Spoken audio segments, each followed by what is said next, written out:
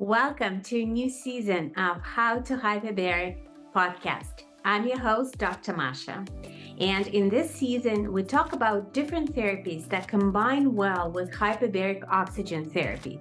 Today's topic of conversation is PEMF, Pulse Electromagnetic Field technology, which combines really well with hyperbarics.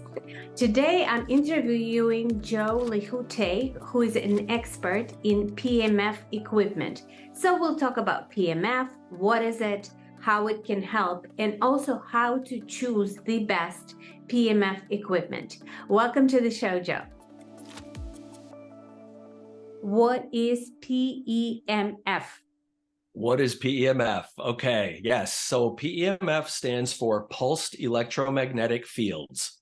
And it's a modality or a technology that applies a pulsed magnetic field to energize the body and stimulate and exercise the cells so that the body can do a better job of uptaking the things that help heal the body, such as nutrients, oxygen, hydration, and also help expel toxins and waste from the body, putting the body in its best state of self-healing, regeneration, regulation, and rest. Let's say just anything the body is trying to do on its own or resolve on its own, but doesn't always have enough energy at the cellular level to get it done as thoroughly or as quickly as we might expect. So in essence, it's an electromagnetic wave? Yeah, it's an electromagnetic And how field. is it being How is it being generated? Yep, it's generated by taking electricity out of the wall, AC current, basically, which is no good for you, which will kill you, basically. It runs it through a big device that turns it and transforms it into DC, which is generally good for the body.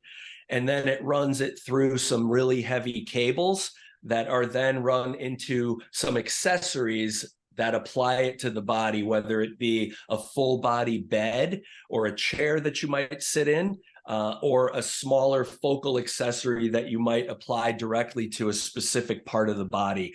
And that's how it emits that magnetic field just straight into the body that way. You can choose to lay down on a full body bed, which is head to toe and side to side, stimulating the entire body with this PEMF, or you can sit up in a chair, which would basically just be from the back of your knees to the shoulder, depending on the person's height.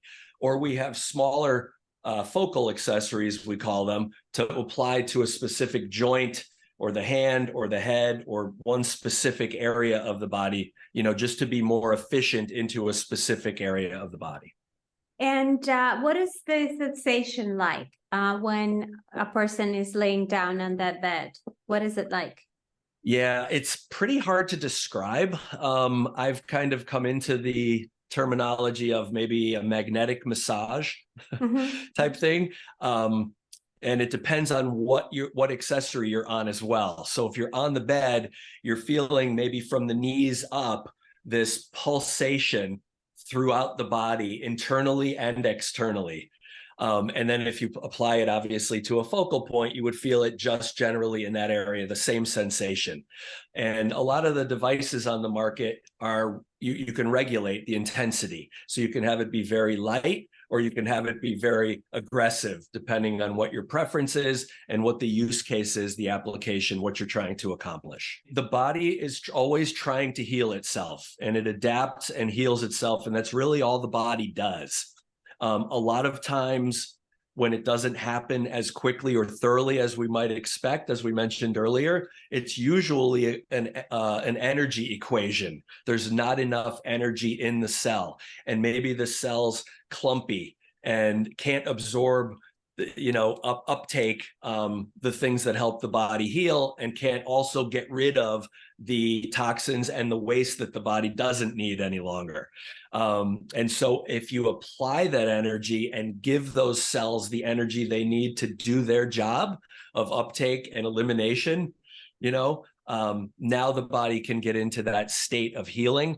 And, whether it's an inflammation situation or a range of movement situation or a discomfort situation, usually tied to something like inflammation, you can address it in that way and support the body with that additional energy. There are different PEMF machines. There are many. Some you feel nothing, others you do feel that tense-like sensation, let's call it that way.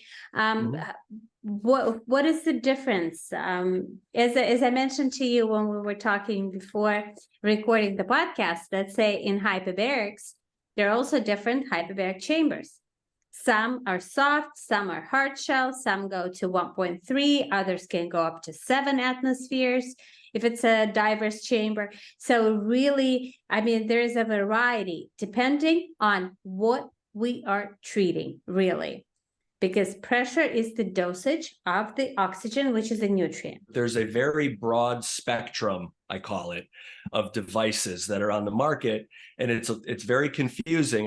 Matter of fact, I just wrote a Substack on this a couple of weeks ago about navigating the very confusing PEMF market, and it talks about this because the products they're all called PEMF, but if you get on one and then the other, it's a completely different experience. And so you're scratching your head going, are they doing the same thing or not? Doesn't feel like they are, but maybe they are. I don't know.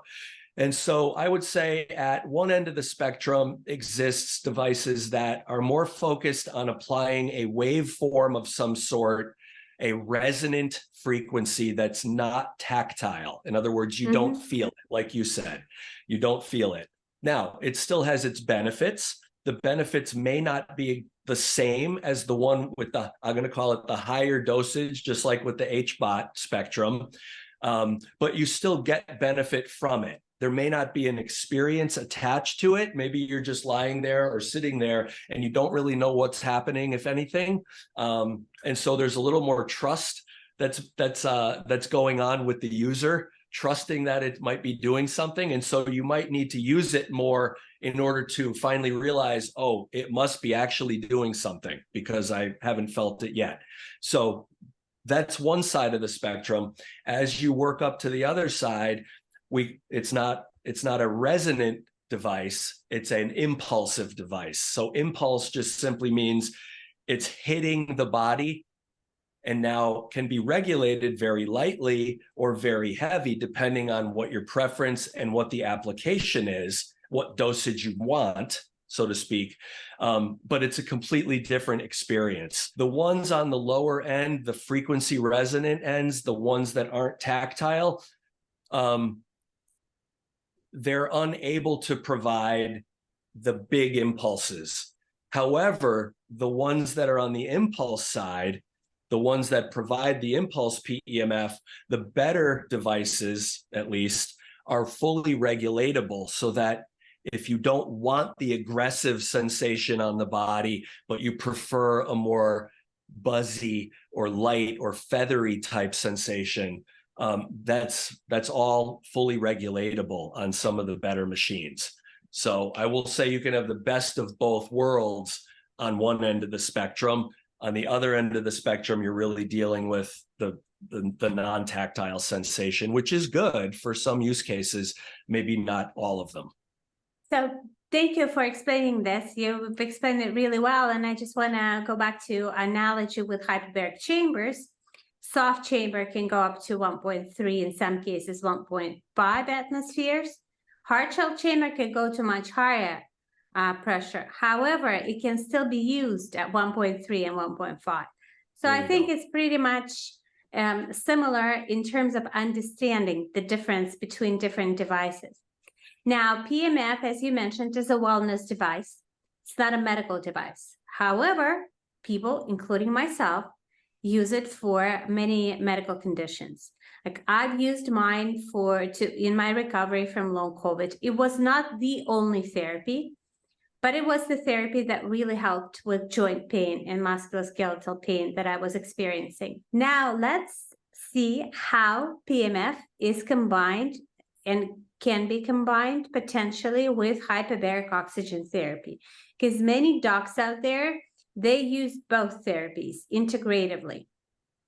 Yep. What's your opinion on that?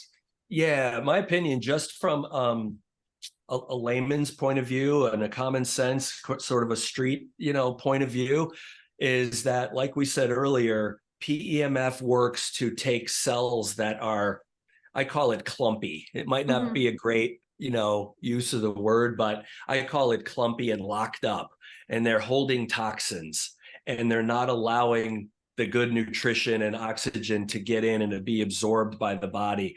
And so PEMF exercises those cells and stimulates them to be more open to uptake and absorb more easily. And so if something like HBOT, let's say, is trying to get something into the cell, it would, intuitively, it would be easier to accomplish if the cell was more receptive and more open and not clumpy and locked up.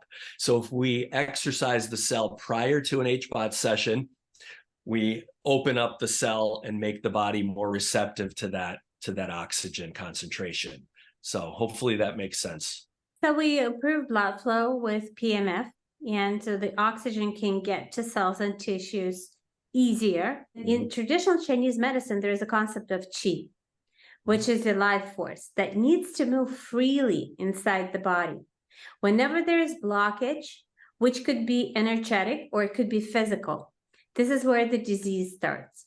And I think PEMF helps to remove those blockages. The same way as many therapies such as acupuncture and acupressure and massage and Tai Chi, which is a form of physical activity that also helps to remove blockages. So PEMF is one way of doing it, and it could be done passively. So let's say Tai Chi is something that a person needs to do, right? And they're limited by their injuries and abilities, whether PEMF, when it's applied to the body, it just that wave that moves through it, maybe not with one session, of course, because nothing works with one session, right? But eventually it will help to remove that blockage. And when the blockage is removed, we know that the oxygen can go in and the cells probably become stronger from the force that's being applied, right? There is a hormetic stress as well, because if you start moving something too much, the cell has to become stronger and resilient. And the one that cannot become stronger and resilient will go through autophagy and die. Yeah? Does it make sense?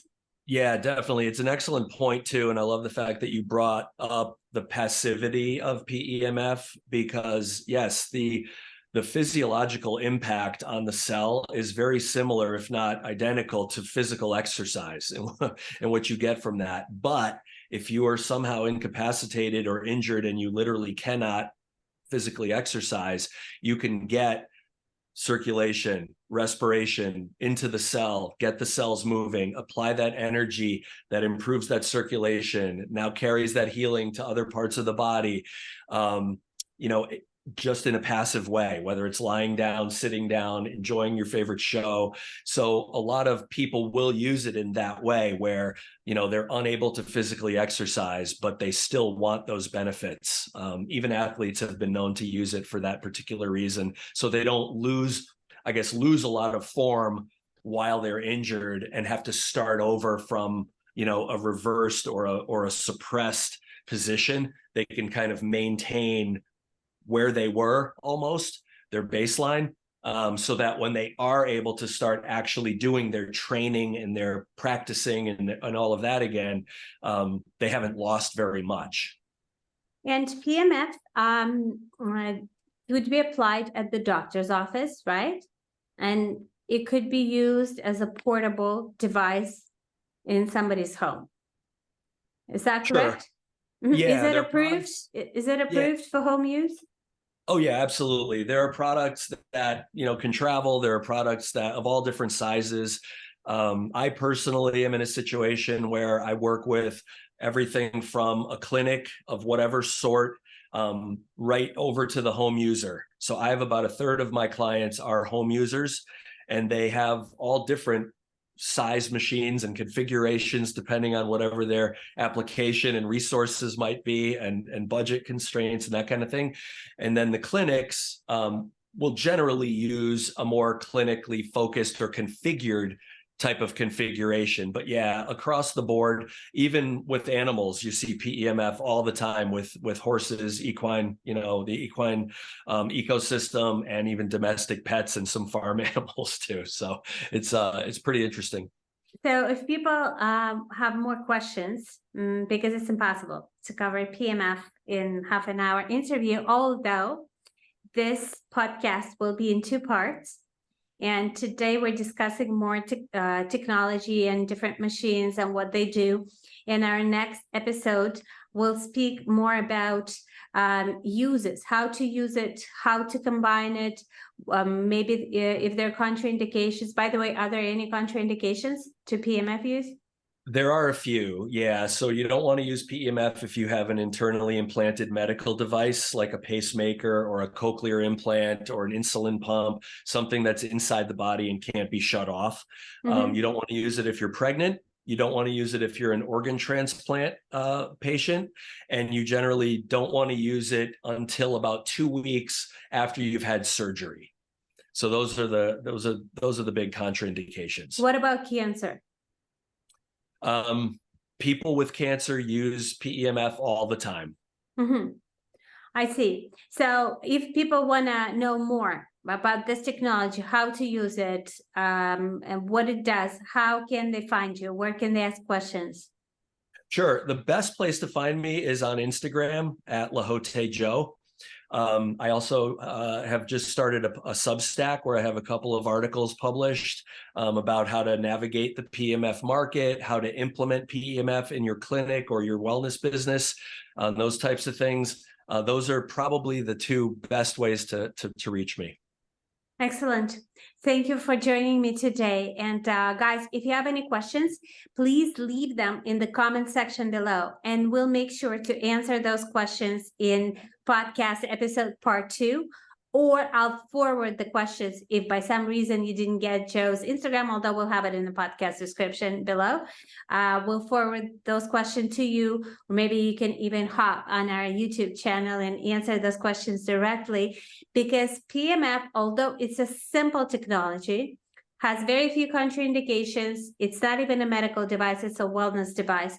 I think people don't know much about it. It's always just a 4-letter word that means something, could be used for something, but what it is, what it does, and how it could be used, still, I think we need to provide more education about it. So I want to thank you for being with us today. This was excellent. I personally learned a lot about it. Even though I've been using the device, still there's, as I said, we definitely need more education, both on the technology, but also on different types of devices, because there's so many. I mean, how do you choose, okay, which one's good for you? And these are the questions that you guys can ask Joe, as he said, on his Instagram or in our comments below. And thank you for being with me today. Thank you for taking your time. Dr. Masha. Yes, thank you very much. Love to be here. Absolutely. Thank you. Guys, please give us likes so more people can see this episode. And if you know somebody who can benefit from this information, please send them a link. I'll see you next week.